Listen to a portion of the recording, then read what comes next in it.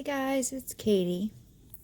So I'm thinking of another kind of simple project. I just finished up doing this one here, and I'm thinking of another simple one that I can do with scrap clays. So I have the pale green from that one that we just did. I have this dark scrap blue. I have no clue what it is. It's just a darker blue. I have a little bit of some kind of teal scrap. And then I have pale ecru. And if we compare it to the regular ecru color, I don't know if you can see the difference, but there's some white in that one. So it's just a paler version of ecru. And I think I'm going to try these colors. Yeah, and then make a piece with it. I'm almost thinking, do I want this ecru paler?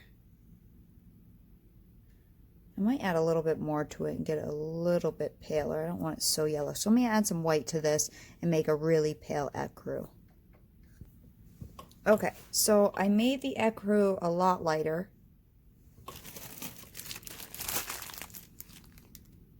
Well, I think a lot lighter, but lighter. It's a lot less yellow, definitely. So I have the ecru, and these are all scrap colors. I actually added another one. So I have that green from this pendant that we just used. I think this is just turquoise. This kind of green and blue I mixed together. And then this darker blue here. I assume they're pretty much all primo, but not positive. Could have some Kato, could have some Cernet. What I plan on, and I just condition them just lightly, but they're still kind of crumbly. That's okay. You can have them soft, whatever you want to do. What I'm going to do next is chop them. I think I actually may want to just make them into little balls. Start in the middle and push the air out. Just make them into little logs. That way they're just not flat sheets and I get chunks.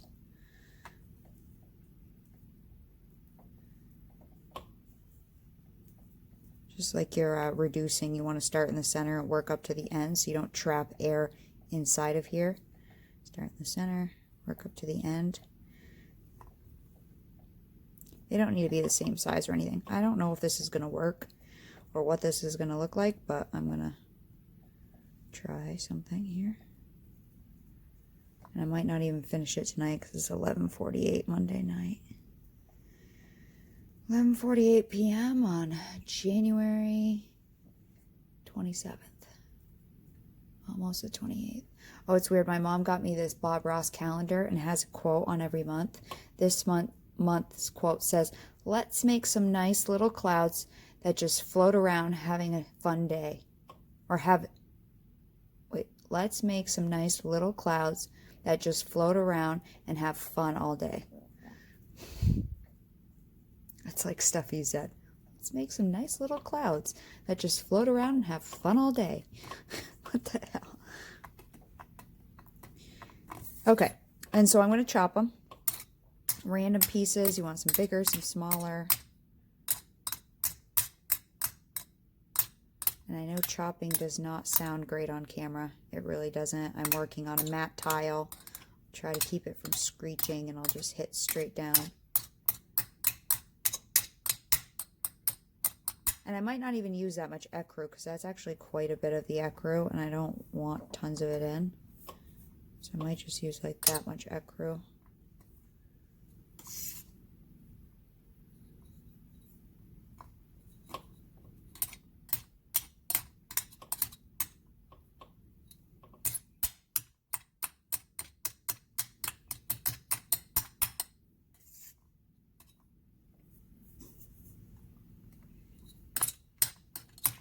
I think this one here, this navy color, has some Sculpey 3 in it.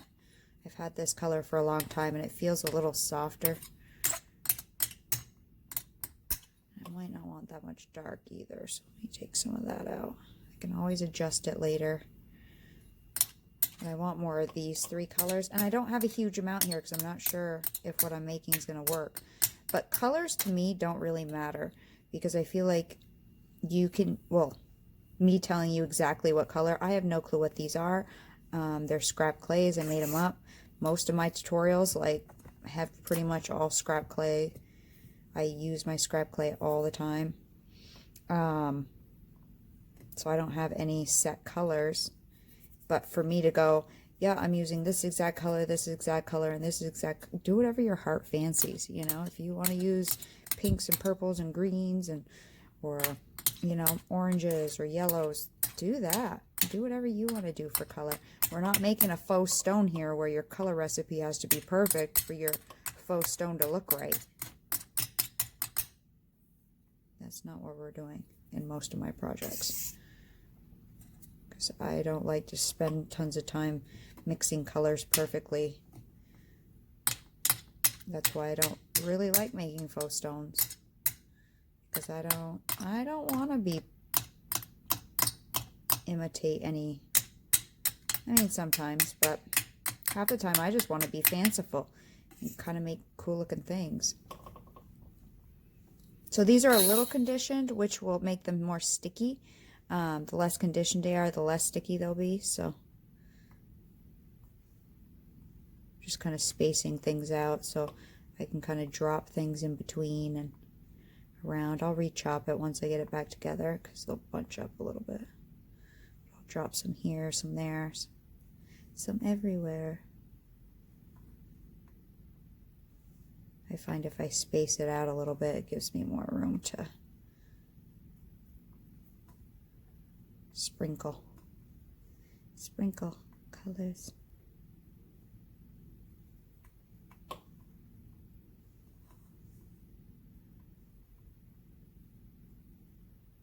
And then I can pile it all up after. I think those are pretty colors, no? They're brighter in real life, and maybe when I lighten the video. I usually always have to lighten my video because it's darker in my basement. But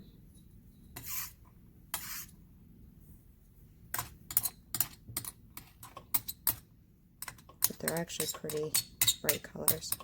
I don't want to make mud, so I'm not going to mix them crazy. I'm just going to kind of toss them up and then squish them together. This has been done before, it's nothing new.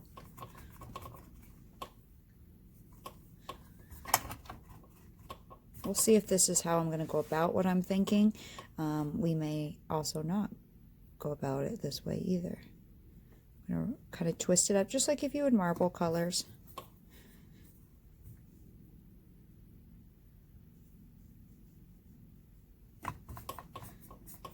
And roll it out. Twist it and roll it. And if it looks like your pieces are too big anywhere, you could always just re-chop this, but I think I want some areas bigger. Let's double it one time here.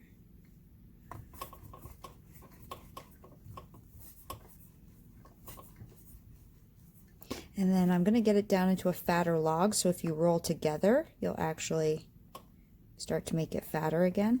If you roll your hands together instead of apart. You can also squidge it up. See, one of those clays is really soft. See how we're getting smaller just by rolling our fingers together? Because I'm going to use my extruder, I think. And it doesn't need to be as fat as your extruder is.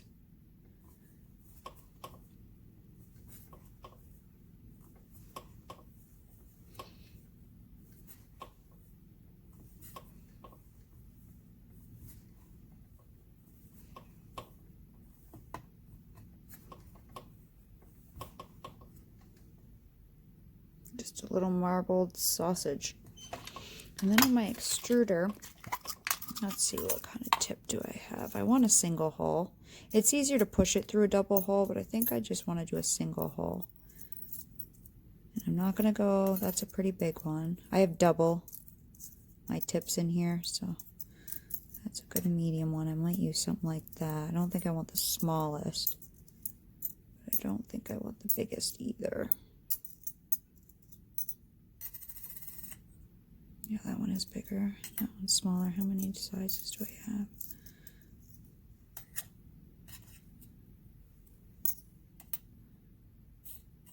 I think those are all my sizes. Yep. I keep them in a little pill bottle. Okay, so I don't want to use the biggest. I definitely know that. So I have 1, 2, 3, 4, 5. I think I'm going to use this one, the second smallest I have. I don't want a really fat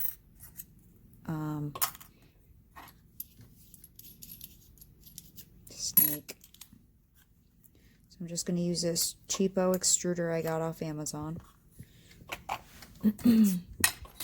I think it's on my ambassador page. I just had a little piece of clay right there. Back it up until it all fit in there.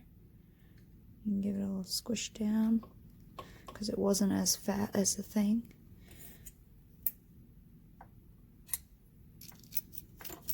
Yes, you can put your disc in the cap. It is how it is. Okay.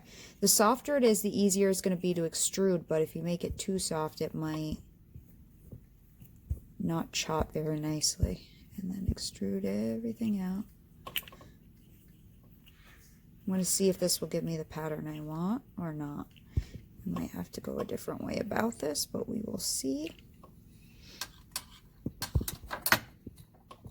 And we're only 11 minutes in, so let's see if this gives me what I want, and if not, then we can always modify. Okay, so then what I'm going to do is start rolling this up into a spiral.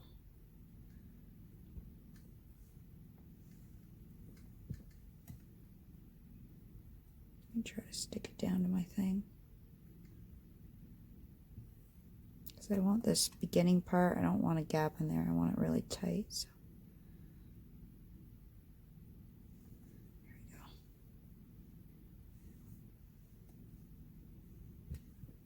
And spin it around so it doesn't look like this ecru was like I could see a line of it, so I'm kind of spinning the clay so it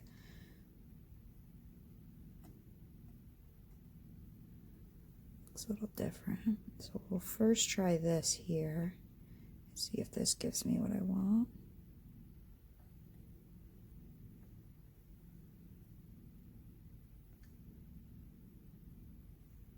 And if it doesn't, then I'll think about it and I'll try it a different way.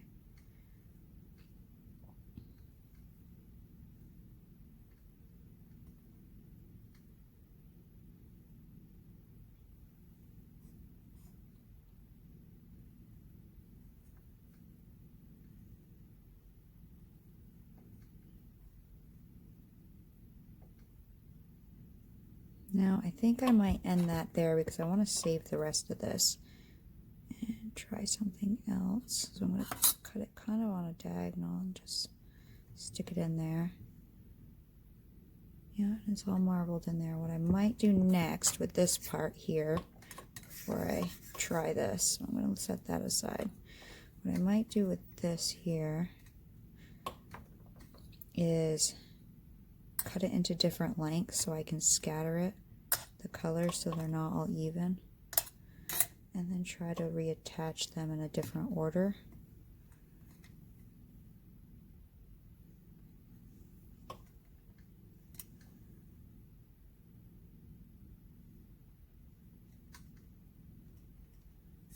Just gently.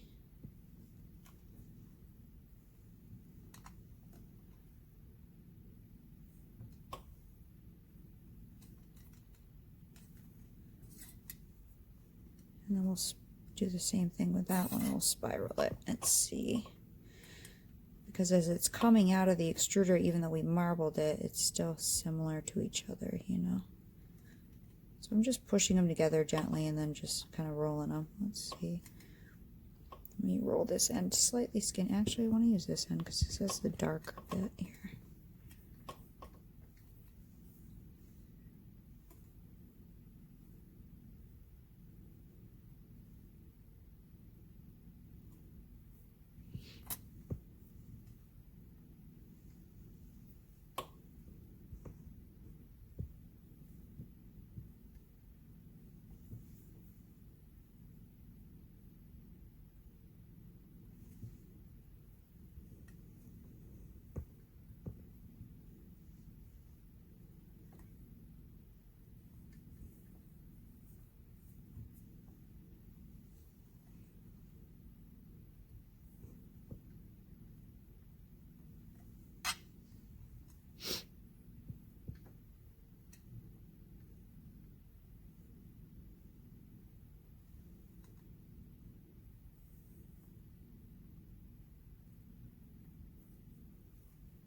And just playing like this with scraps, doing simple things, can really get your creativity flowing. As you know, I've been kind of in a little frump,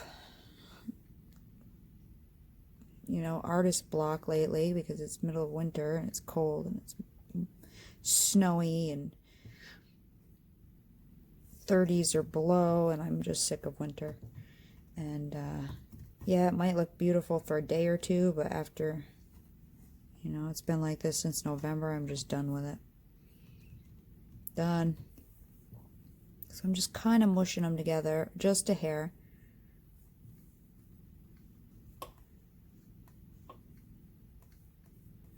Okay, and then what I want to do is shave it a little bit to get the color in.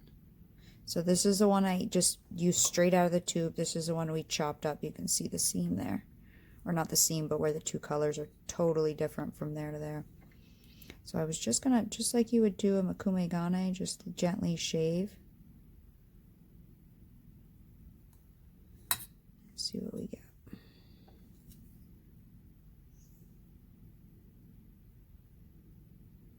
I like this blade. It's a cheap one from Amazon, but it's really quite flexible. I mean, really quite flexible. It's from like China or something. It takes forever to come, but it's on my Amazon page. I really like it as a blade. So I think what I would do to modify this is actually leave my pieces larger, not chop them up so small, because I'm getting a lot more blending than I ideally wanted.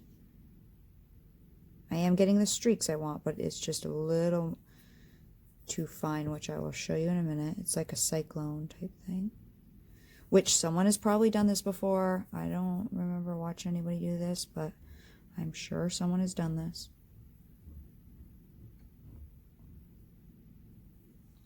Okay.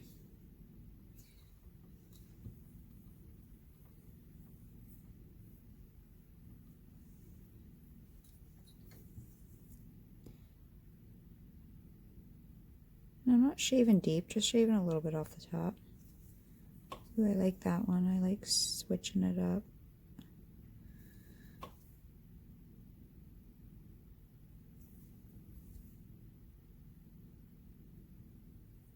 So adding different parts of the...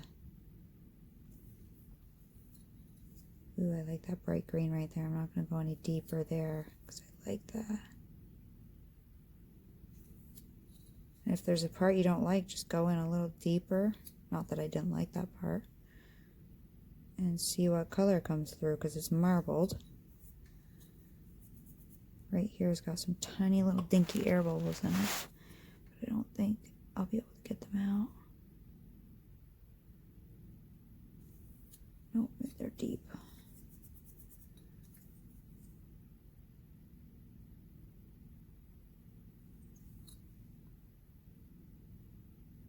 And ideally, I should have probably put this on some wax paper before I did it. That way I wouldn't have to risk lifting it up.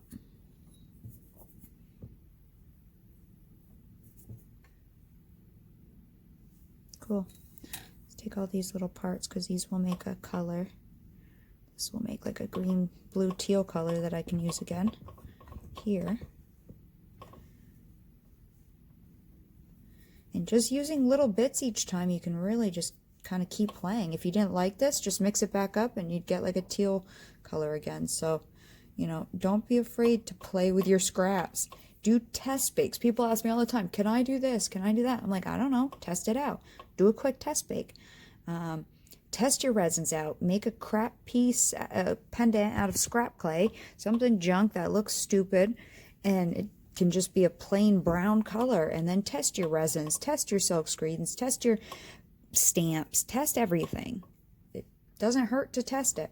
Try different, you know, levels in your, if you're burning your clay, well, try different levels in your oven. Just play. The next thing I'm going to do is take some wax paper. Like, I don't know, that's how I figure it out, just by playing. So I don't have all the answers, but usually if you ask me something, I will try it out. But generally, if I don't feel like it, I hate to say that, but if I don't feel like it, I'll tell you to try it. If you're curious about it, then you try it. If I'm not curious about it, I'm not going to try it, you know? Usually if I'm curious and I want to do that, then I would do it on camera. If I'm not interested in doing it, I'm probably not going to do it, because I don't record things on camera just because. I record them because I'm making something and I figure I might as well record it. I'm not just thinking up things to record on video. I mean, I'm not making any money off this, so it's not like I really need to be recording. Now, do I want to leave it flat like that, or do I want to leave those streaks? I almost want to leave the streaks. Okay, so let me pick these up. Hang on. Get them on a tile.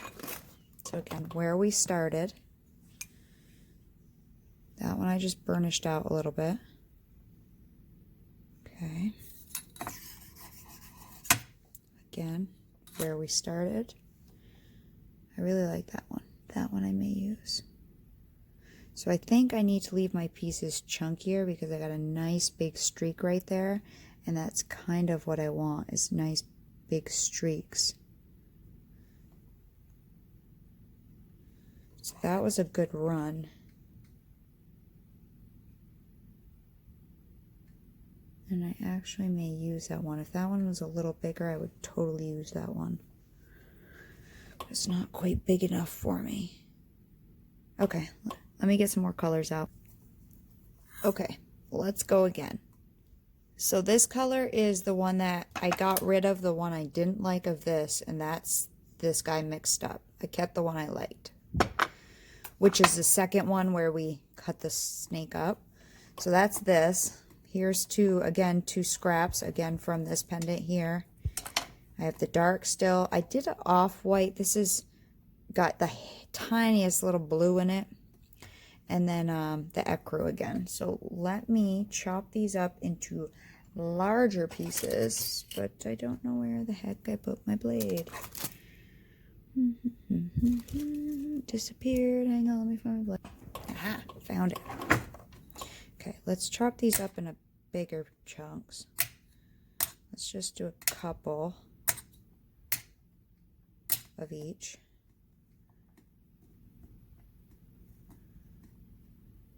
Because then once we mix them up, I'll chop them again.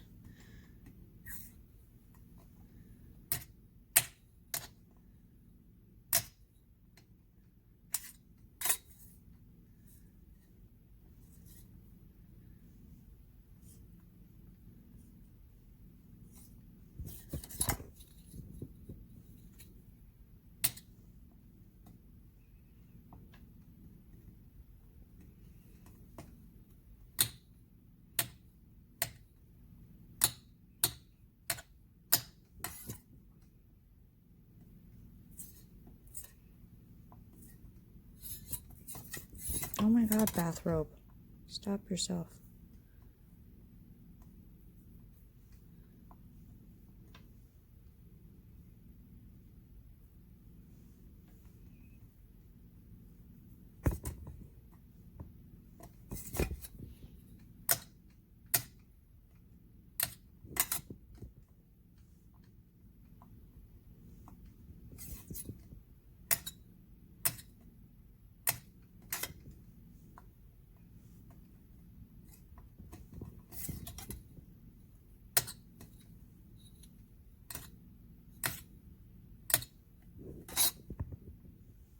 I don't really want any large chunks of this white color, so maybe I'll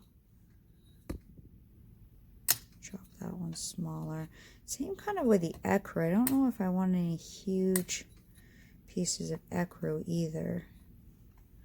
I'd rather keep bigger pieces of the other colors and smaller pieces of my colors I don't want as much of. I feel like I need a tiny little bit more of this dark blue.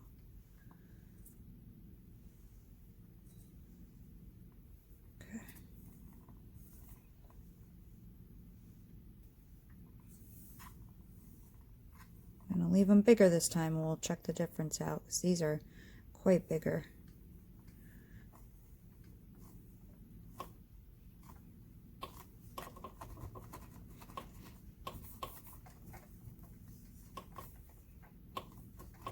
And one of them, the palest green, is mixed with Kato, so it's quite stiff compared to some of the other clays. So, especially since it's only 52 degrees Fahrenheit in my basement.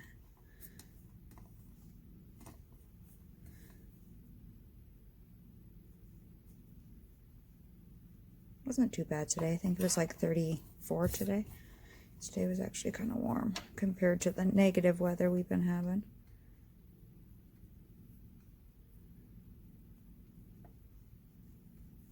I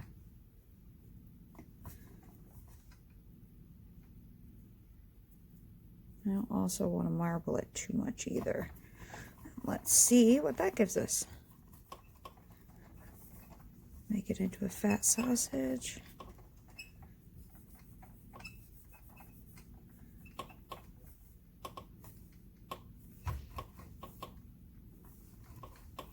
Definitely bigger pieces than last time.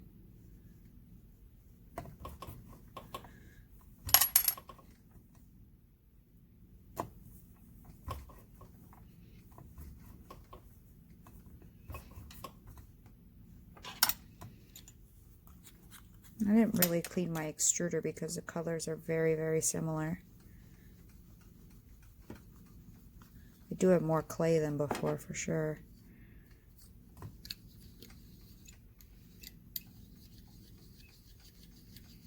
That's okay, I want a bigger circle than that because I want to actually cut a design out of it.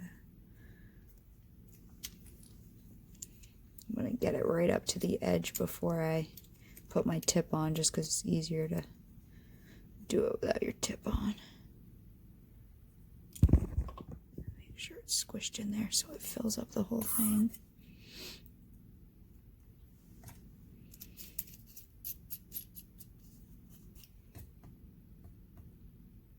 Okay, let's see what we get this time. Now, again, one of these has that Kato in it, so it's going to be very stiff, but it seems to be coming out okay.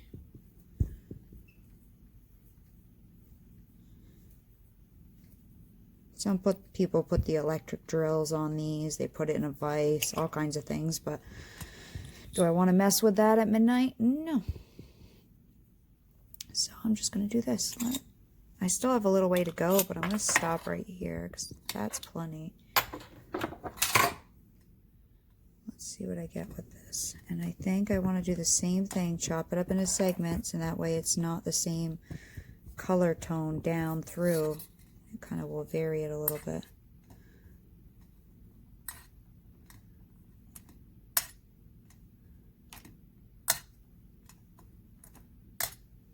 I'll keep them in order for now, and then I'll flip them all around.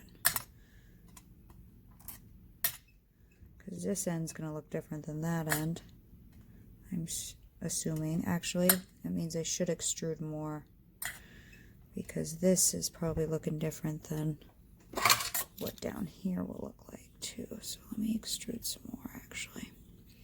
I'll have probably more than I need, but that's why we marbled it, so it looks different all the way down through. Oh, we're getting to the end, we're squeaking. Okay.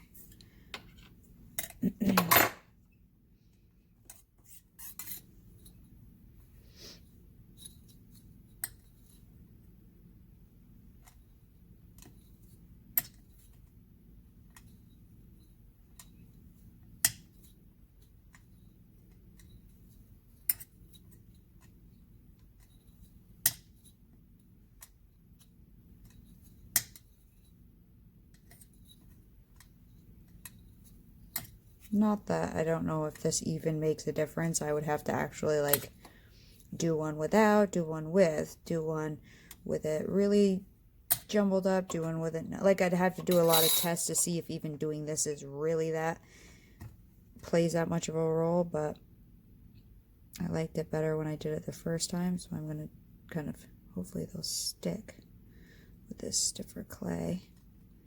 I don't want to make it really skinny there, so push it together and then roll it out gently. And let's take this piece maybe and flip the end. Squish it together and roll. You don't need it to stick together huge, just enough for you to wrap it. You know what I can do? I can start wrapping this and then just mess with the end, and that way I have more room.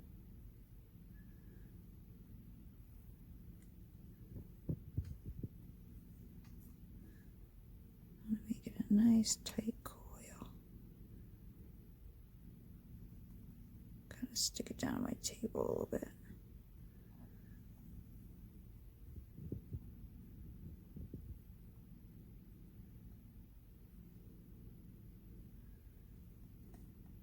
See, we're getting to another piece there. It looks totally different. I like that light green, so I kind of want to keep as much of that one as possible. But the darks make your light show, so you do need the darks. They say that in painting all the time. Actually, I should leave that end out just a little bit, so I can stick a different one to it. There's a good one with a nice dark streak and light streak. It definitely looks different than the one I have. Might not look too different on camera, but I can definitely see a difference.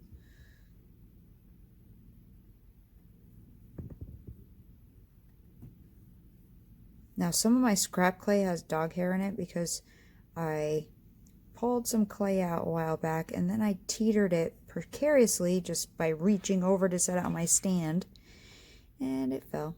And all my clay went onto my basement carpet, which I do vacuum, but not all the time. And yep, dog hair, basement dust. So when I say my clay's got hair in it, like actually in it, it's because that's what happened. Just FYI. Someone made a comment that sometimes the plastic cutters can have hair in them, and they may have plastic shards in them, but you know, I have two pretty distinct colored dogs. I have a blue pit and a tan pit, and I can definitely tell when it's my dog's hair for sure. I remember one time I was pulling hair out and it was definitely my dog's hair, and it was because I was using scrap clay that hit the floor a couple. I actually want to get this to a fairly good size, this circle.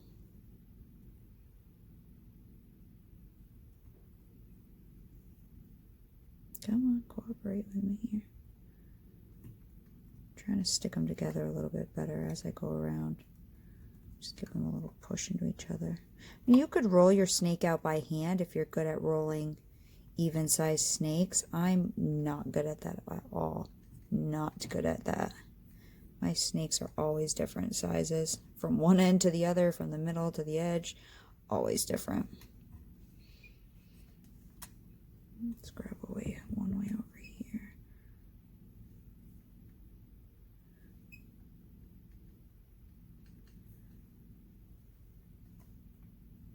So the extruder works well for me when I'm trying to do sausages.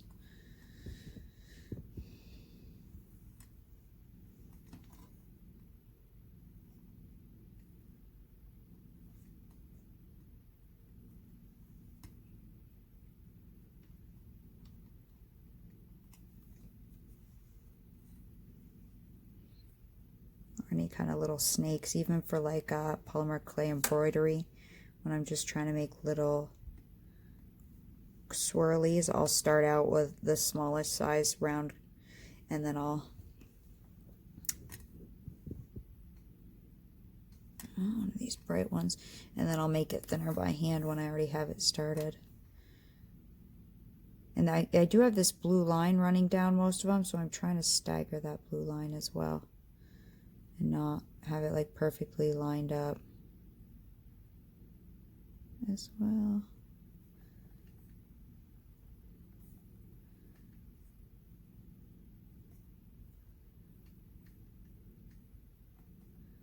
Will that be big enough to cut like one of my cutters out of. Not quite yet.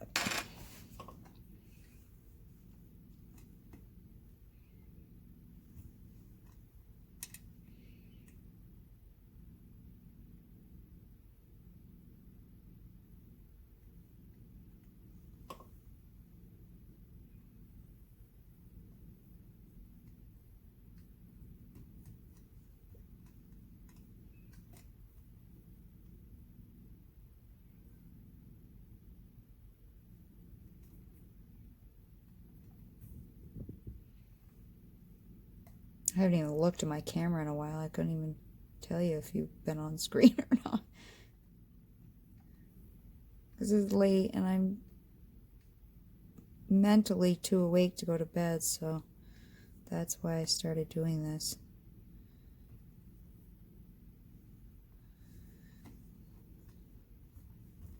There's another bright one. That's cool. Oops.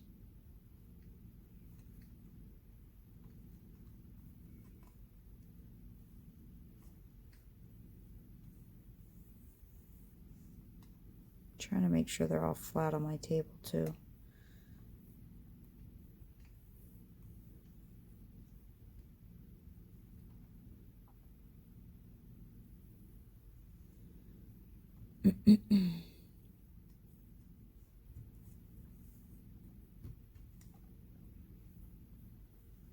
Now you could totally just use this as like a round pendant, but I don't know. I feel like I don't wear a lot of round pendants personally. So I was gonna center the middle circle and then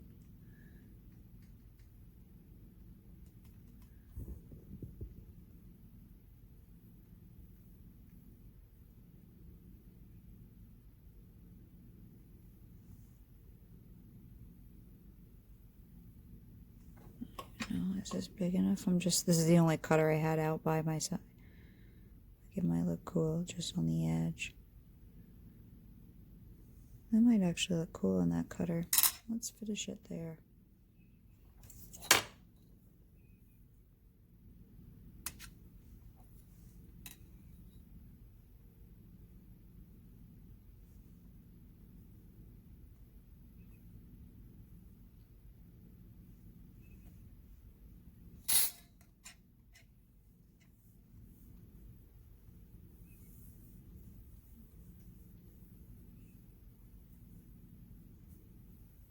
And again, with it being this size, I really should have just done this on my tile so I didn't have to pick it up again.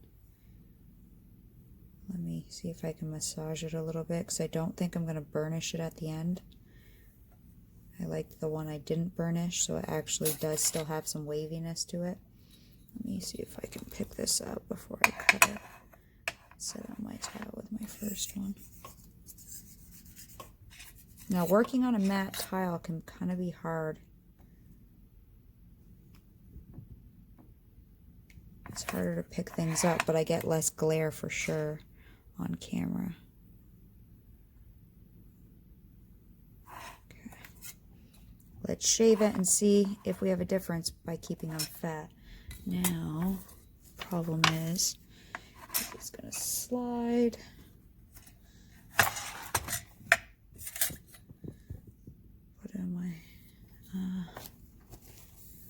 Non-skid mat, which this still slides on that.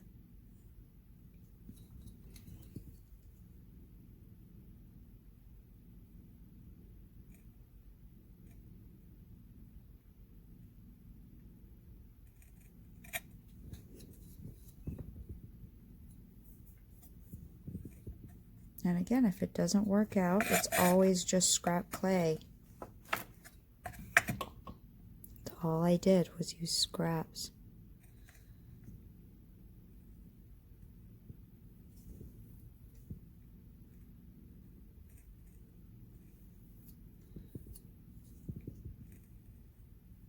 I'm trying to hold it over here with my hand, so I can't really take massive slices because I can't push this back any further.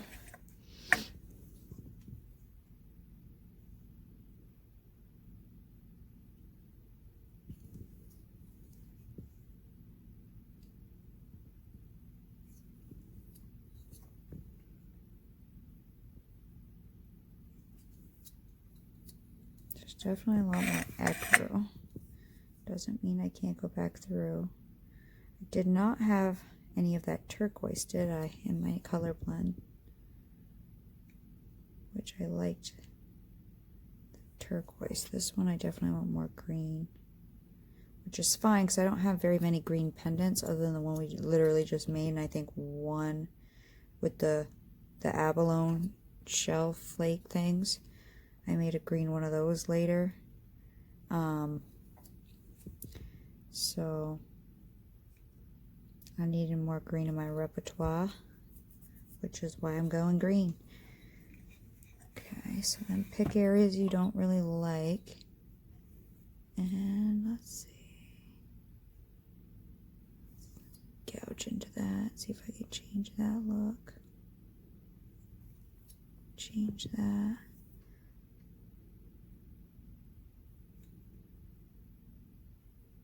So it won't be completely level, which is fine, because when I resin it, that will change it. Okay. Kind of reminds me of Hidden Magic. Or like kind of Mokumegane by the way we're slicing it.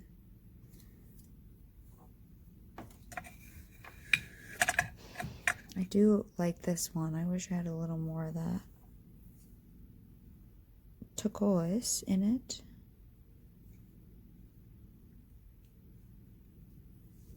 Okay.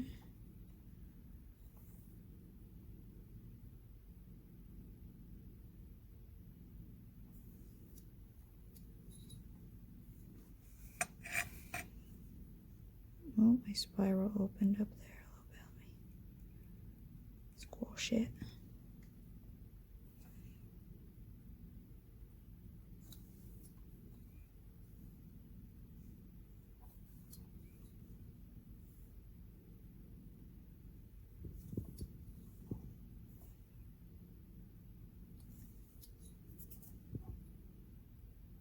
Just by different depths, because we marbled it, we're going to get different looks. So I'm just kind of picking spots I want it, I don't like, or want to see what's underneath.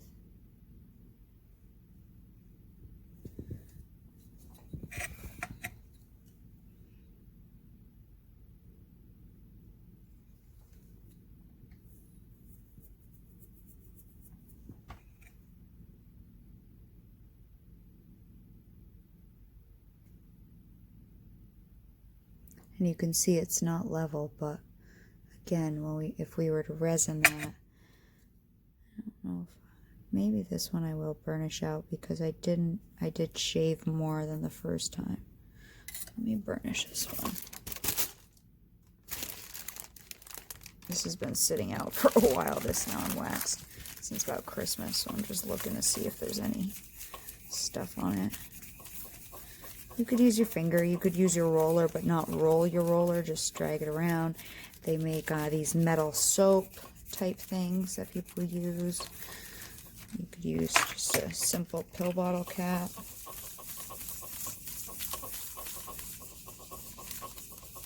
I just tend to use my finger. That's not too bad.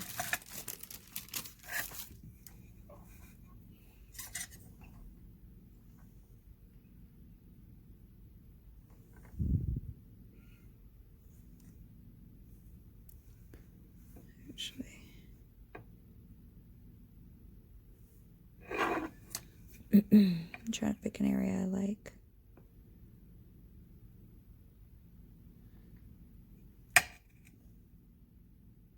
Maybe there.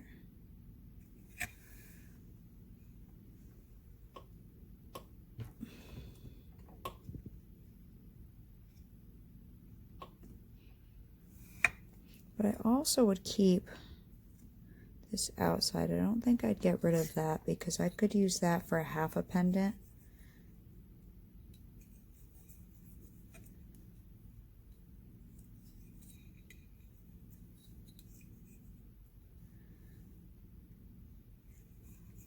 Or I could use it as more scraps. I wish I would have put a little more turquoise in it, but good to know for next time.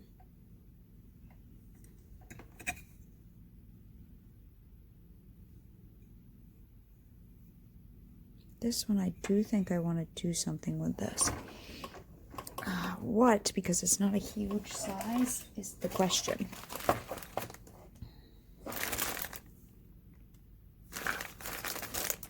I have to find a cutter that I wouldn't mind wearing a small size of.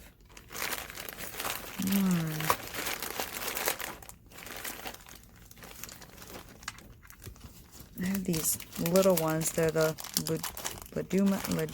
I have no clue how to say here. Ludmilla. I just got a couple of these, but they're dinky. So, nope. God, it's gonna have to be like a perfect shape to fit that. Unless I wrap one of the other color around it, just try to make it a tiny bit bigger. But either way, you guys get the point. So maybe I'll wrap one of these around, because the color's not way off, and then see if I can get that just a hair bigger. Okay, you can see that I wrapped these extras around. Let's see. I think this should fit on there, so let's do that. Let me just trim it. And this one I did very shallow trimming, so see if I can just trim the outside layer to that. Yeah, it doesn't look much different. Not much turquoise in it, but that's okay.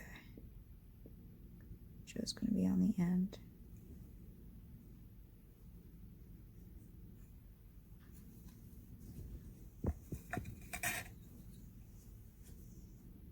I don't think anybody would point out that that was from a different extruder if they didn't just know I just did that.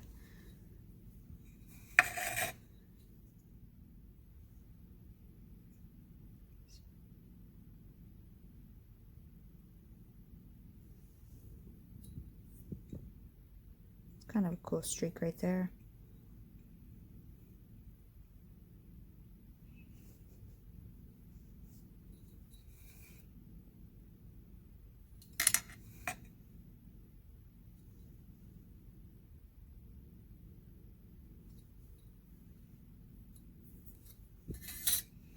I think I'm going to leave that one uneven because I kind of like the way it looks.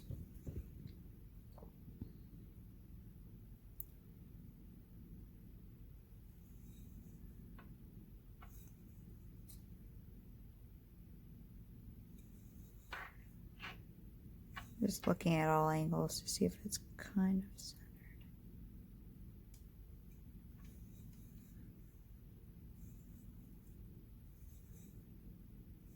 Looks pretty good there. Let's do that. Ready?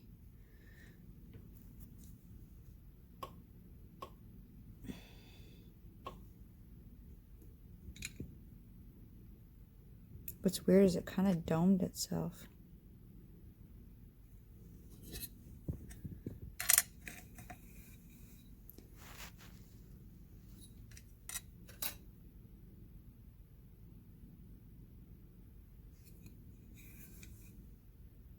I should have pulled this scrap away before I picked this up, honestly. So it kind of domed itself up. I'm just going to kind of go in there and pat it back down. And I may have to back these after they're baked. I'm not going to mess with them before, because they'll kind of glue enough together in the oven. And also, if you sand these, it's also, you're going to get into different layers with sanding, and it's going to look different as well. When you get down into the layers, you may shave off some color, or be able to shave off color if you want to. If you go, oh, I don't like that color, and you want to get down into a different marble point, you could definitely, during sanding, do that. Or with your buffer, like my orange buffer, I could.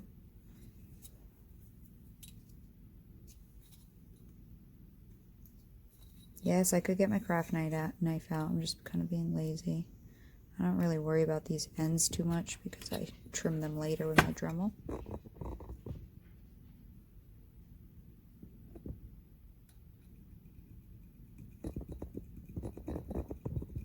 Just making sure it's all flat again. And again, I'll worry about the edges later. I actually think they look pretty cool. Cool. So I'll bake them tonight, go to bed. Get them in my little toaster oven with the timer that shuts off. 275. I always do an hour. Even if it just says a half hour, it's stronger if you do an hour, so just do an hour. This one I may keep this one. We could put it together, you know, like put them together actually, like have a streaky half of a pendant or a quarter of a pendant. It might make a cool quarter, you know. Do one side with something, one side something else. Like if you actually lay them, flatten them out straight. And put this one next to it.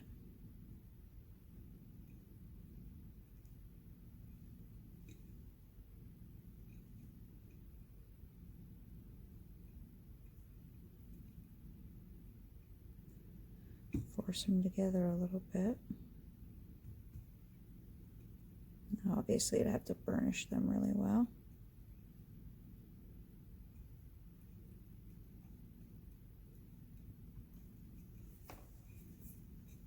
Right now, it kind of looks like a big vajayjay to me. I might even use, say, half of that, you know, like a part of that as something. I don't know, honestly, I'll probably just mix it up as one color because I already have two that look pretty cool. Okay, I'll talk to you tomorrow. Let me finish this up. Okay, I think I have a way to make this work. I just posted on my group if you want to see trial 1 and trial 2. It took about 50 minutes, and they said yes. So, again, you guys saw these are baked now. Trial 1, trial 2. Backs of them, and I think they're fine, but I think I have a way to get it to where I want it. So what I did was I took some of the Primo green, mixed it with a bunch of white. That's a very similar color. That's the same color we had for this pendant. I had some scrap dark color, so I made this like really dark navy. This one's Primo Ecru with a bunch of white, and this one's Fimo Peppermint Pure. So all I did was took some kind of round cutter. This is a Kemper cutter, roughly about the size of my extruder, and just cut out some dots. Now, I may not use all of these dots, but I just figured I'd just cut. I have these rolled out on a setting 4, so I didn't want them too thick, but I didn't want them too thin, so that's like a medium setting on my Atlas. So let me get rid of this excess. And I just posted on my Facebook page that, you know, Fimo Soft, Fimo Regular, Kato, Primo, Cernit, Souffle, they all make these little kits, like starter kits or trial kits or color packs. Fimo has full blocks, but Primo has little half or 1 ounce blocks. It's like a half a block you get in a bunch of different colors to try. That's the way I found out what brands I like. Most of them I got on Amazon, but you can get them all over the place. Just look for polymer clay starter packs or polymer clay color packs. And then because people have been asking me lately, what kind of clay do you use? It's personal preference. Just because, say, I might love Kato doesn't mean it's easy for you to condition and easy for your hands. In the winter, I can't use Kato. Too firm. And with how cold it is, it's way too hard for me. So you might like certain textures or certain softnesses or how easy it is to condition or the way it polishes or finishes. That's the way I would go about trying different clays. That's how I did it. So anyways, so then we're going to begin stacking these, and I think the last color that goes in and the first color that goes in, that's, well, at least the first color, the one on the end here, will be your bulk color. So I think maybe I'll do this one, but we'll see. I'm not super positive. And really the only rule is that you just don't put 2 colors next to each other, basically.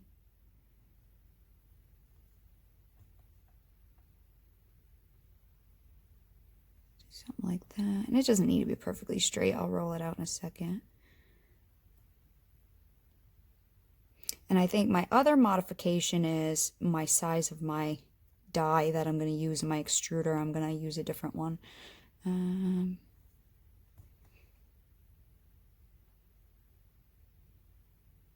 shouldn't have made that smaller until I got them all stacked.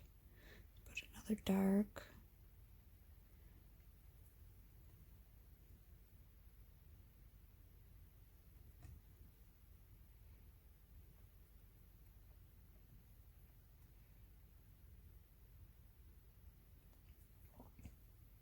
Now what I think I'll do is save the rest. Let me put one more of these on. I'll save the rest for if this doesn't work out.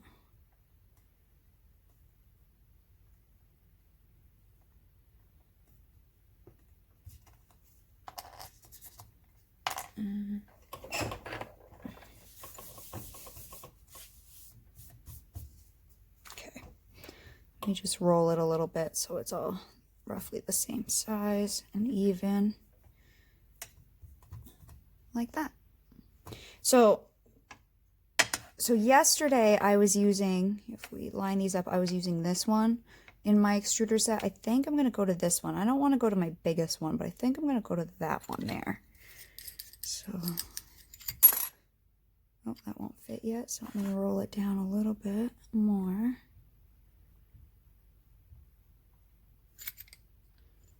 Till it will fit down in there. So I'm using my third size in my extruder set.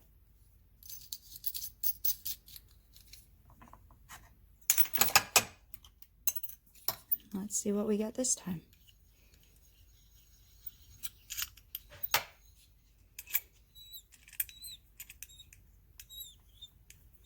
Yep, so the last color that goes in, or the one closest to your die, is going to be the one that shows up the most.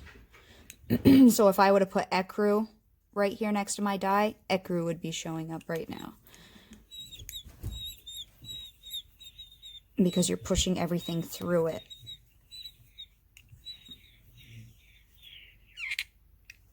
Which I don't know if that was actually enough. Let's see what we got. Okay, the next thing I'm going to do is run this through my pasta machine on setting 0, just to flatten it out a little bit. This part here is separating.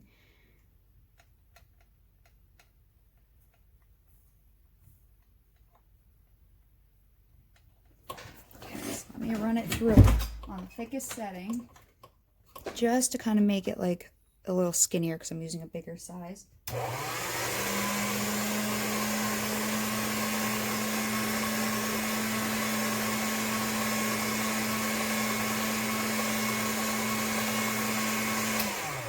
So that just flattened out the circle just a little bit. And then this side was a little thinner, so I might start on this side. And then I'm going to tilt it up and I'm going to roll it. Let's see what we get.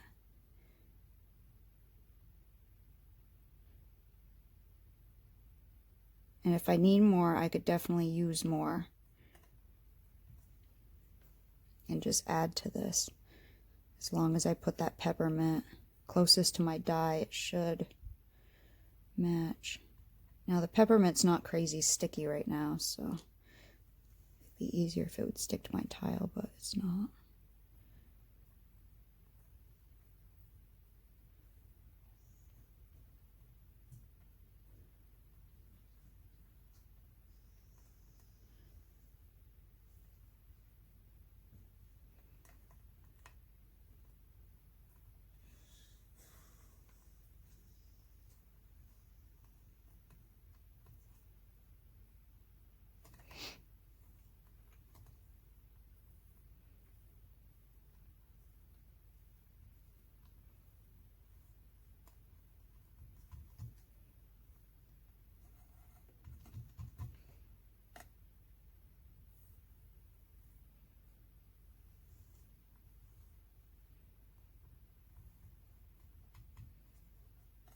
I do think I'm going to need some more, huh?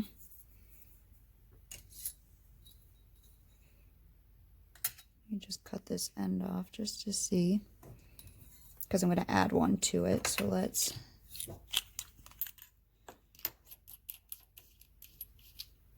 let me just make a couple more stacks.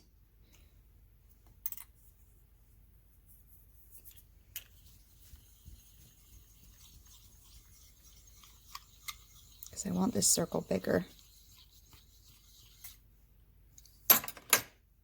So as long as the peppermint is sitting against the die, it should look very similar. So let's do peppermint, do a little ecru, mint. I don't know if I did that last time, so let's do mint, then ecru, maybe another peppermint.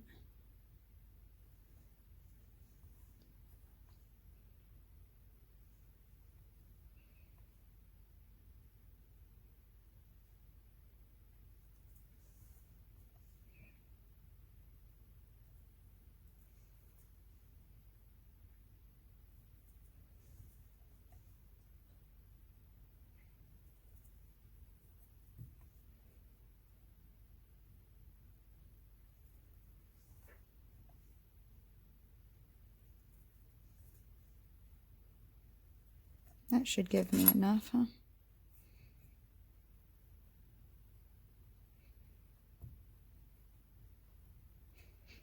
I'm just rolling it because that circle cutter's a little bigger than my extruder is.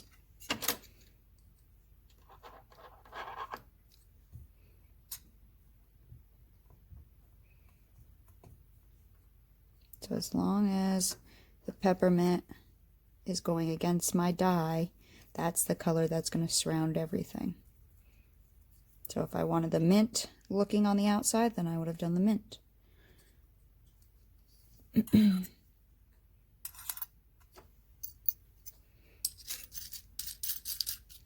But we'll see. Maybe I wanted the peppermint as a second color. I have no clue. You're not really going to know until you do it. And each time you do it, it's going to look different too.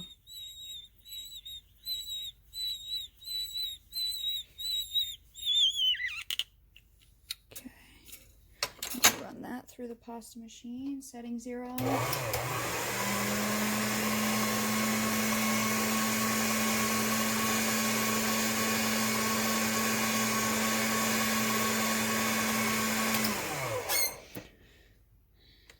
Cut this end off so I can stick them together.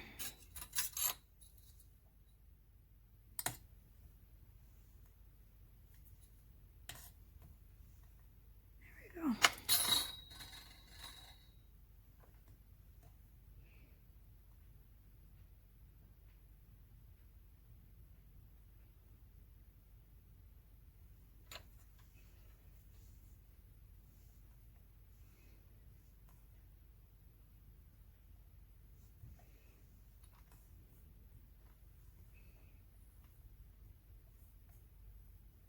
Stop twisting.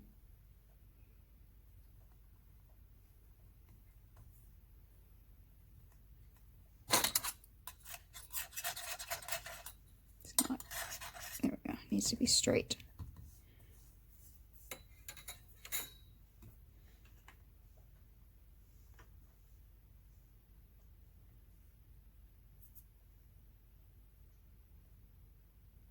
Sorry, I had a piece of something on it. Dust, not dust, but something from my desk, a crumb or something.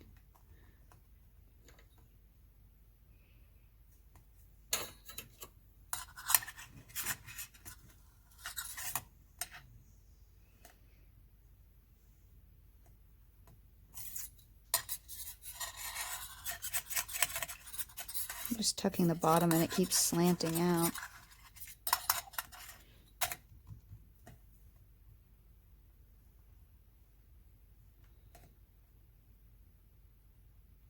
And again, I probably should have done this on my tile.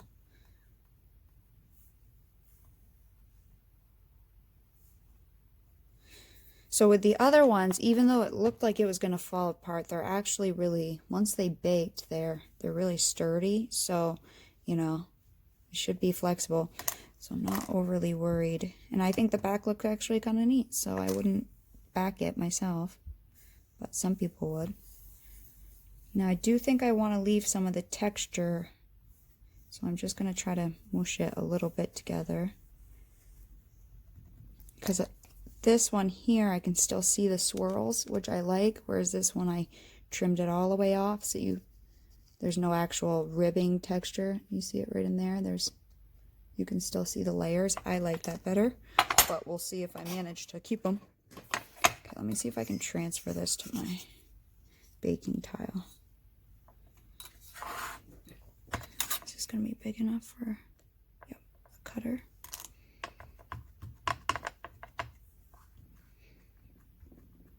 If I had a wet washcloth down here, it would work well for cutting on, but I don't have a wet washcloth down here.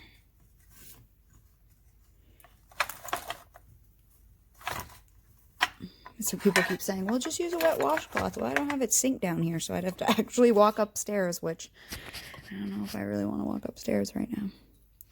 Let me wipe off my blade.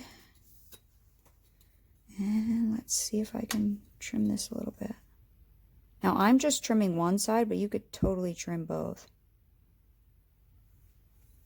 Okay. I'm going pretty shallow with the trims too, so far.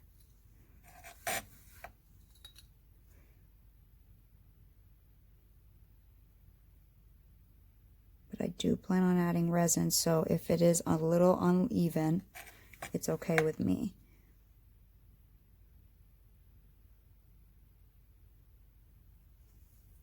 So I definitely have a lot of ecru so far.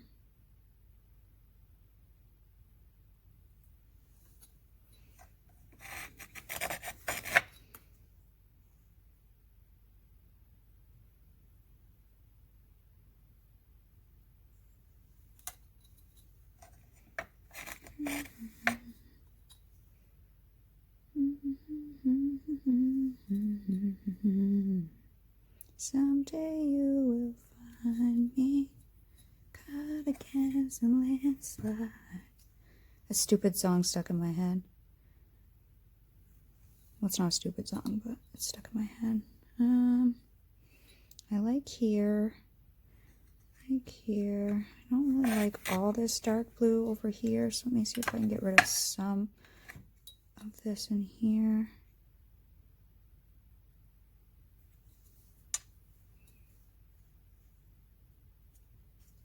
Caught against a landslide. Like that. I like that one there. Let me see. I can make it look a little different in there. I just want different parts to look a little different, not to be totally the same all the way around. Like, yeah, I like that streak in there. It looks a little different. Over here, let's see if I can gouge a little part out. There we go.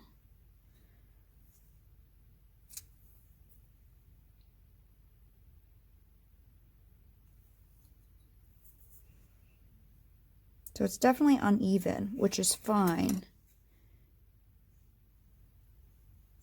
And I did get rid of most of the texture except for right there in the center, but I'm going to leave that. So let me actually burnish it. I wasn't going to, but let me do it. Okay, let's burnish it. Just to even it off a little bit so it's less sanding later. But again, if you have a gouged area, it's fine. If you resin, you'll fill it in and make everything even.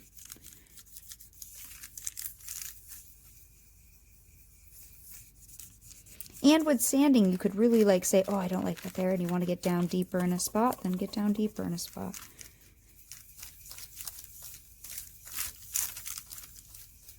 Now, none of these are going to look the same because I use different colors each time. What do you think? Let's see. Yep, I think that's closer to what I was looking for. Larger pieces. It's definitely less blended doing it that way. And these look cool too. You know, you could lay these across a piece. I might actually keep some of these. Try to make a veneer out of those. I didn't really leave them spread out enough, but I totally could have left these out and then laid them down on a sheet, created a veneer out of them. Okay, so let me see how thick this is and if I want to try to trim the other side too.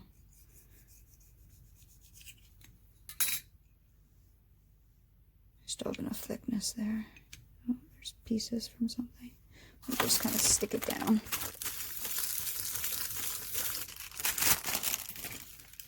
Let's trim this side too.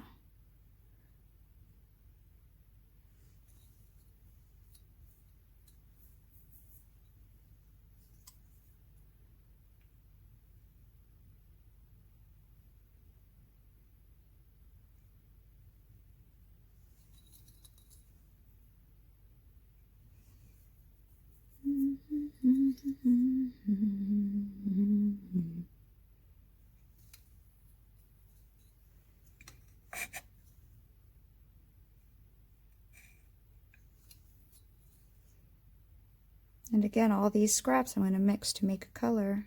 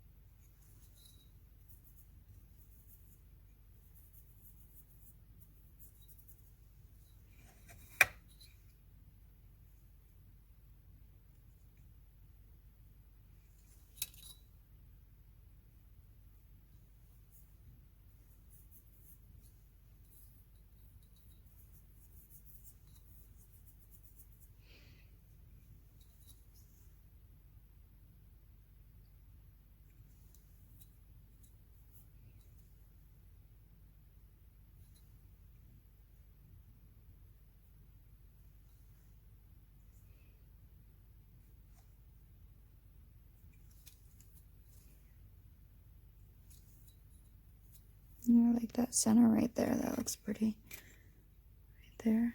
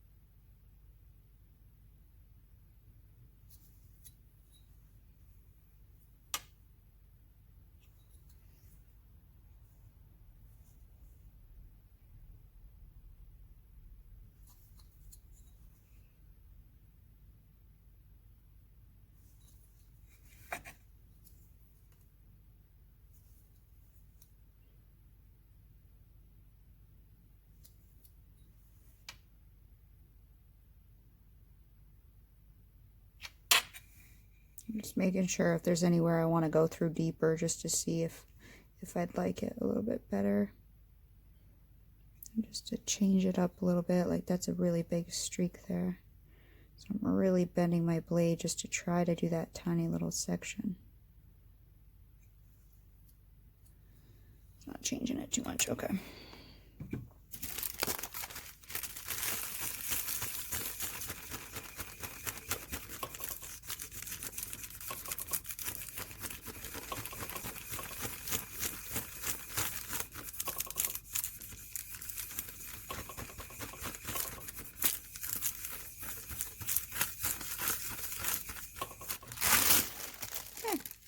Then we just got to pick a side.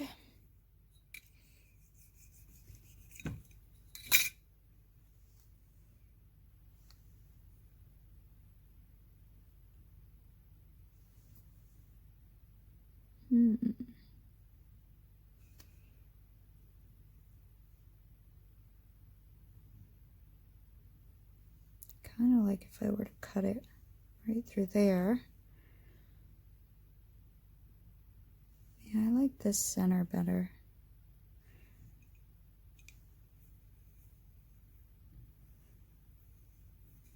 Let me grab a cutter.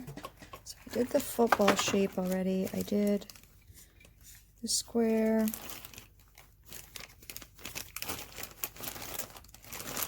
Problem is I'm gonna need, I think, an equal shape like the football or the square, rather than one getting like skinnier at the top and wider at the bottom would probably look better, just personally. Can't wait until Mary gets her cutters going. I'm excited to have someone I know that I can be like, hey, what about this shape? What about a fat oval? I have skinnier ovals, but what about these are fat ovals.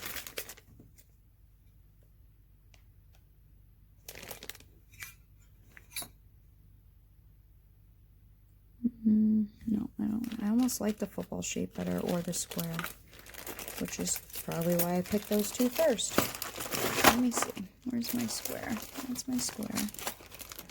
And my football shape. I do have these long skinny ones, would probably look cool, I have to say. You know, if you did one right in the center there, that would probably look pretty neat. Just saying. Ooh.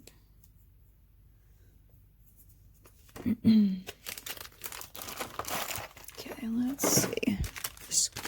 Square one.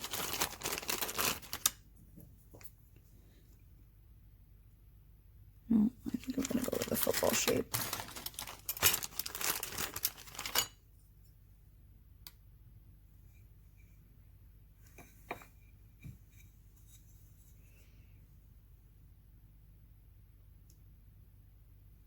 And you could totally do it round.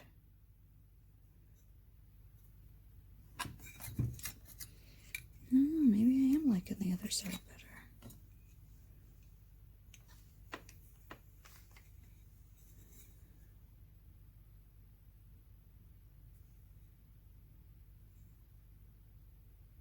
I kind of do like all that acro.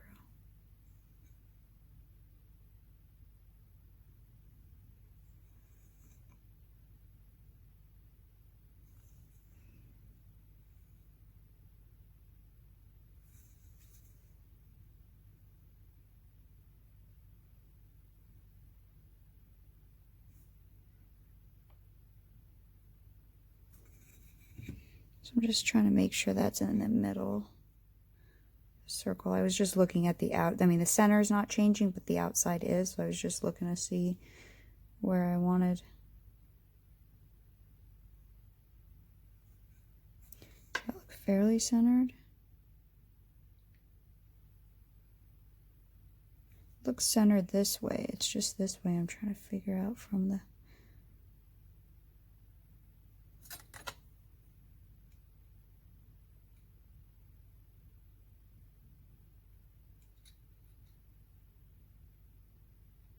Yeah, that's pretty good actually. Okay, ready?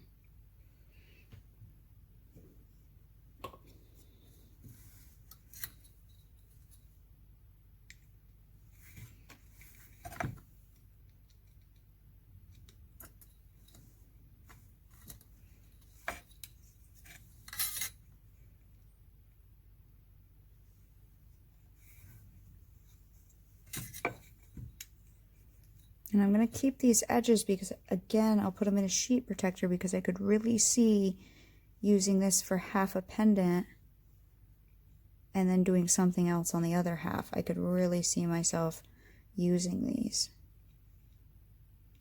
on one half and then do like a black half over here or something with just some texture.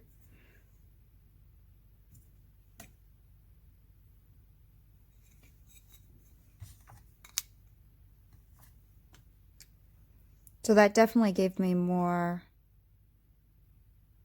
of the look I was looking for. So I think not marbling it worked better. Okay, let me get that baked.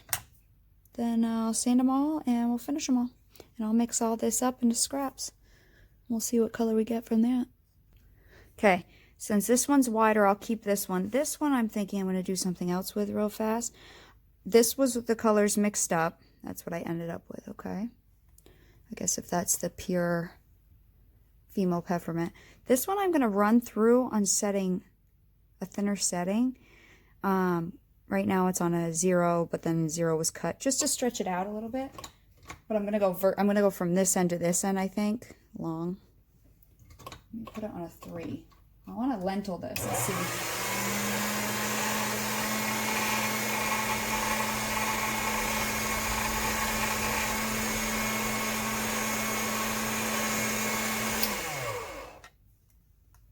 I want to see what this looks like. I just have some scrap, another color scrap.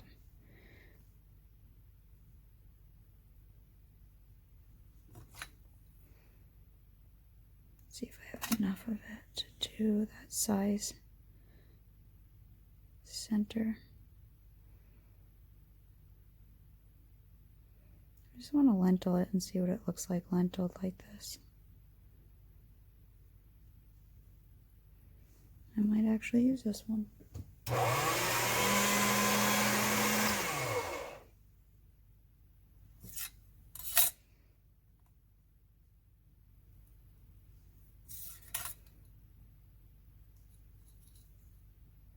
Because I make lentil beads into veneers. I don't actually make the beads or keep the beads because I don't really do anything with cabochon type things myself. I find myself in the morning just throwing on a pendant. That's kind of what I do. And wear to work every day, so rather than a bead. I don't know why, I just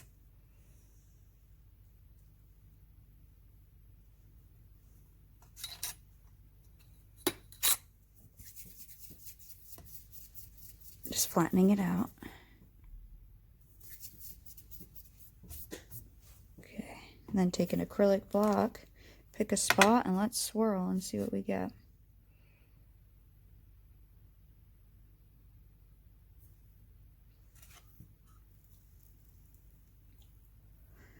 And maybe I'll think, you know, I should have just saved that and used it for a backing or half a veneer, but I can always use this as a backing.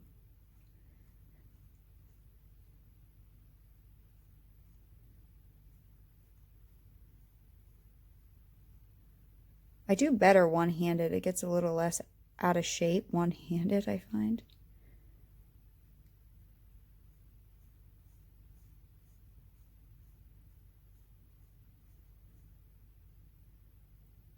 Just swirling.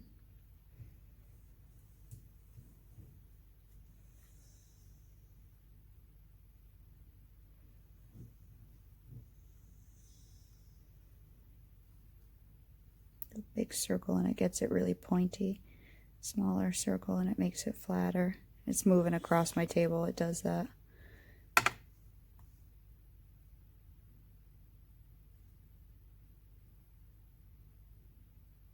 My question is, should I flatten it out or should I roll it up again and swirl another part?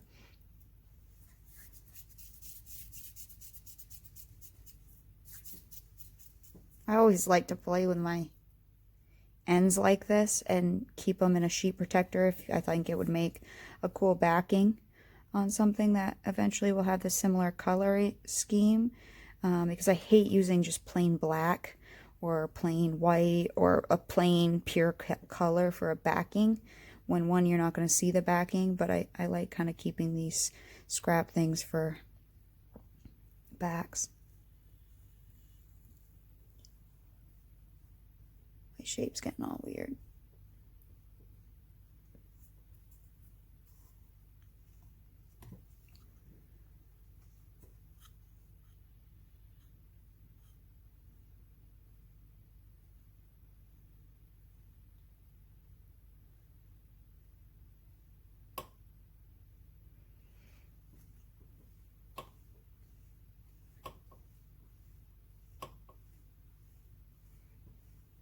I always do this with my scrap canes, everything. And then if it doesn't come out good, and I don't like it, I'll just mix it up.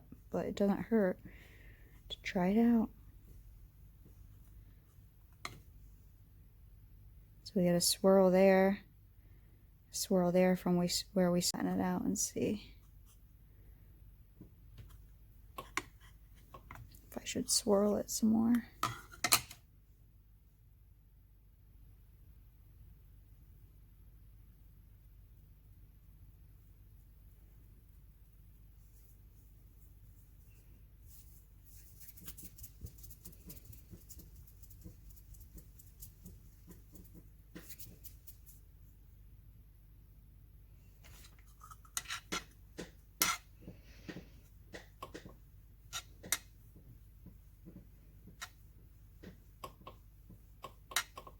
Not that you guys need to watch me swirl it, but a lot of people like to watch people craft despite what they're doing. It's not all about just learning new techniques. People just want something to watch, and rather than watch a stupid show on TV, they'd rather watch someone craft. And you might get inspirations from just watching someone craft, even though you're not using the exact technique I'm doing right now. Or, you know, it might just give you an inspiration on colors and be like, oh, I like those colors, or I like that and that color together. You know, watching videos, even if it doesn't look like a perfect project or a project that you like or would do, it's not about that all the time. It's about getting inspiration.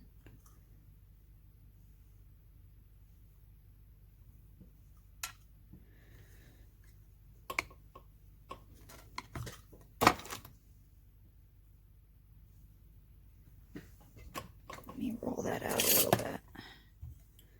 See if I would keep this as a backing.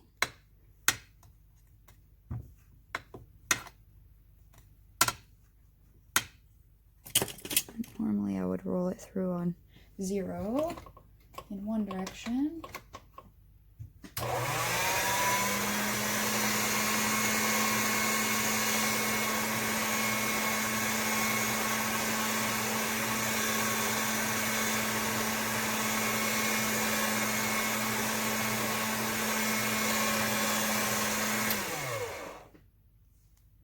Yeah, I would use that for backing. So I'll put that in a sheet protector and save it for another project, because I would totally use that as a back. Why not? I mean, what? You wouldn't wear that on a back? Like, what's the problem? I'd probably use this side. So I like to do that with these kind of things. I mean, I could mix it up and get this scrap. I'll mix this up and have this color for later, but I'll keep this one in a sheet protector for future use. I've had some in sheet protectors for 6 months, and then later I need a back for something, and that's what I do. Okay, let me get that in the oven. Okay, let's finish these up. So yes, the dryer is going upstairs. No, I don't have the money to make a separate soundproof studio, so if you hear it, get over it. Someone commented on that the other day, and I'm like, I don't know what you want me to do. I have to do laundry. I'm in the basement directly below it. It's what it is. So what I did is, okay, we have the first 2 trials and we have the last one, and to save time, because the video already got kind of long, I already sanded and buffed them. I have showed you in every single pendant tutorial how I sand and buff. So I've sanded them from 400, 600, 800, 1000 to 1500, and then I buffed. And yes, you can see some indents. That's because I cut some areas deeper. I did actually sand the back, so you got some color coming through on the back too of these ones. And then I buffed them with my orange wheel and my white wheel and my Dremel that I've showed you. Did the same thing on this side here, and I actually really like this side, so I may... Ooh, now I'm contemplating. I like this side too, which is why I resin this side. Now I'm like, I like this side. You know what? I may resin the back as well. So I guess the really big thing when you're resining both sides is if you get a drip, the side you get the drip on, you're kind of screwed. I mean, you can grind it off and put another thin coat, but I've already domed this pretty freaking high, so... Oh.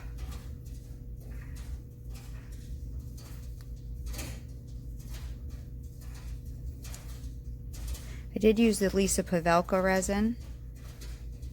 See, now I'm contemplating, do I just deal with it? See this side, the white looks brighter and stuff. The resin kind of dulls it down a little bit, which is why I think my eye is drawn to this side, but I initially chose this one. So I'm just gonna finish it off. Okay, so we need to drill a hole, we need to put in a jump ring, and then a bail, and then pretty much it's done. Again, another thing I've showed you a bunch of times is how I drill my holes. I use a pin drill by hand. I just prefer that over a Dremel, because with the Dremel, you can use a Dremel, and a lot of people do. With the Dremel spinning, you could put it on and go ring and grind and just totally shoot off your piece. So I prefer to use my pin drill. It's super easy to do. Only takes a second. I did not resin these, so I picked my favorite, and then I didn't resin these because I only need one to wear, but I throw these in a bin. They're all sanded, ready to go. If I ever need to resin them, they're good to go. So again, in my pendant tutorials, I almost every single one, up until like this one, I've showed you how to drill a hole, so you guys know how to use this pin drill, which I've showed you tons of times. So definitely go back and watch those older videos. Let's pick what part's going to be the top and what parts. I think I'm going to just do it like that. So usually I lay it down. Is this my smallest? No. I start with the smallest one because it's less risk of anything cracking. Some people go right to their biggest, but that makes me nervous. And I try to go as close to the edge as possible. Now that does make some people nervous, but you'll get to know the strength of your clay and your resin the more you do it. Yeah, sometimes they break. I've probably broken 2. Okay, so once I get it in the center and I find my center, I just push down and make a tick mark. Let's see if I can show. You see it right there? And then I can actually look at it and go, yep, that looks pretty good. Generally, I lay it down, but it's hard for you to see when I lay it down. And so I'm just gonna drill through this resin. It is easier when you lay it down, but you can't really see much. Let me just get the first hole going. I don't use the Lisa Pavelka resin much, but it's thicker, and with this uneven wavy surface, even after sanding, because I wanted to gouge and get different colors on different levels, which is why I cut it uneven. I didn't want to use too thin of a resin and have it spill off a thin area or an indented area. So the Lisa Pavelka resin's really thick, especially when it's 52 degrees in my basement. It's super thick. But because I haven't used it much, I haven't drilled through it much, and it seems actually like it's going through slower. Which the other resins that I use, which I've showed you and I have tutorials on, seem like they drill through faster. I mean, it's going through, it's just going through slower. Now, I don't know if I said this already, but I wanted to say it. In my resin tutorial, I did not say how long I cure them for. I said how long they cure for, but how long I cure them for. So if it's a 2 to 4 minute quick curing resin, I usually do 30 minutes. If it's a 30-minute resin, I do an hour. Think of it like, okay, the polymer clay package says we only need to bake 30 minutes, right? How many of you bake your polymer clay for an hour because you know it's stronger? Same kind of idea. I do my resin longer. You could, other people have asked, can you put a hole in your pendant before you bake it? You can put a hole in your pendant before you bake it, but as you push a hole through your clay, you know, I was playing with some things here. As you push a hole through your clay, you're going to distort a little spot. Also, if you have your hole and you go to resin it, your resin's going to flow right through that hole unless you plug it somehow. So that's just another thing. Wow, this is pretty freaking hard resin, I have to say, guys. Let me try to get through on the other side too. Let me go through the polymer clay side. Trying to judge where it is. It goes through the clay easy, it's just going through the resin hard.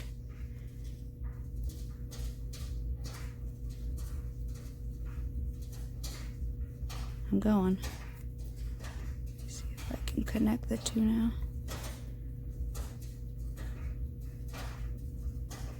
Maybe because I'm up in the air, like if I could. It's just going through harder. This resin's actually really strong. Maybe I just, oh, yep, I just had to put more force. I don't usually have to push that hard, but on that one I definitely had to push. For some reason. So that's kind of good to know. I guess if you got a really thin piece and you need the really a good strength of a resin, Lisa Pavelka seems really, really strong just from that. I mean, I've only used it like 2 or 3 times before, but it was thick, so I only use it on pendants. I'm worried like that. Remember that glitter one that we did with the red plaid? The glitter was really mounded up, so I was really worried about the resin flowing off on the sides because it was like a dome. I used the Lisa Pavelka one on that, but I don't remember it being this hard to drill through either. This is quite thick. I don't know. Can you see how much resin's on there? So it is quite thick. It kept pulling away from the edges, so I had to keep adding thin coats until I got the edges fully done. Let me do one more size and then I should be good enough.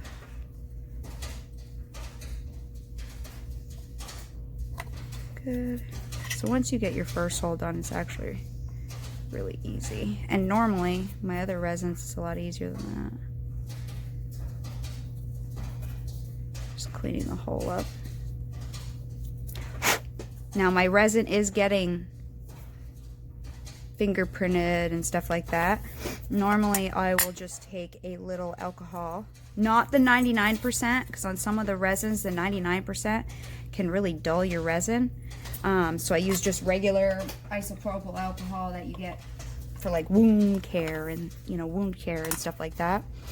And I'll clean that off and just get all my fingerprints off. Oh, these are 7mm. I want my 6mm jump rings, which are, oh, right there. I think a 6mm should fit fine. And I showed you in this pendant, it really depends how thick your pendant is. We'll see. So I got my beadle-on pliers. Again, I've explained why I like these in many of the ends of my pendant tutorials. So if you don't watch until the end, you're going to miss how I finish and the reasons for what I use and why I use it. Sorry, I just dropped my jump ring. I'm just going to slide it through. Yep. Put my bail on. Again, most of my bails I get off at Etsy. I just search jewelry bails for jewelry making, stuff like that, and match it up. Look on the side, make sure it's the right height too. Sometimes they don't line up this top to bottom. Sometimes they'll be like, you know, like this, so I just pinch it down and make it even. Boom, boom, boom. Let me grab my necklace stand. This was a cheap one I got on Amazon, though the felt catches every freaking piece of hair. Every now and then I'll use a lint roller or I'll pull out some tape and I'll clean it off, but it's such a pain in the butt, you know. So this is just regular 70% alcohol. I'll just take my fingerprints off of it. Get that. Sometimes you get like a smear layer. It's not actually sticky. It just catches fingerprints. It really, like, the outer layer smears a lot. On some of the resins, you just gotta, like, get it off. That outer curing layer, like, produces, like, a byproduct type thing. Some of our resins in the dental world do the same kind of thing. You'll get this weird film on the outside. And then what I'll do is I'll just take my Dremel on a low speed, because now it's, so I can just gently, I'm not pushing, just gently. There's still too much of that smear layer on there. Once you get it off, you don't really smear that much. I mean, yes, if you have greasy fingerprints, you'll get fingerprints, but this doesn't get as dull. I don't know, I haven't used this resin a lot. I know the RJ Crafts gets this weird smear layer, but it's like a greasy layer. It's not like the clay, the resin is still sticky. That's not the case. It's not still sticky. So I want to make that clear. Oh, thank you guys for your comments on that lady who said, she said something like, your videos are great, but they're too long. Stop talking about nothing. I have to say, nothing is my life, so that's quite rude. And two, I wrote a response to her like, no one's forcing you to watch this, one. And, you know, there are other tons of videos that are sped up, and, you know, and then I made a comment like, in this day and age, why do people feel like they have to take the time to post rude things? You know, she's like, I don't have the time to watch your videos. And I'm like, and you had the time to hit the comment button, type the comment, post the comment. Like, okay. And so I said, if I don't like a video, the way, the quality, the way the person speaks, the music, whatever, I just stop watching and go to the next video. I don't write a nasty comment. Like, come on. And so I wrote you guys, well, if you're not on my Facebook, I wrote my Facebook people the response, or I copied it and said, was this dickish? You know, was I too mean in this response? And a lot of you guys were like, I would have been way more rude than that. There we go. Now it's back shiny. And now it shouldn't, if I touch it, it shouldn't get that smearing like it was. So you just got to get that smear layer like off of there. And now when you touch it, yes, if you have grease on your fingers and stuff, but it won't have that like oily, it's like an oily kind of film, even though it's not really oil. I can't explain it. If you've seen it, you'll know. This is my broken chain that I use just to take pictures on. Simple leather cord is how I'll wear it. And boom, we are done. It's not too bad, I don't think. Yeah. And again, use whatever colors you want. You know, your color schemes are up to you. But I hope you guys liked it. If you like it, please like, share, comment if you have any questions. Otherwise, I will see you next time. Later.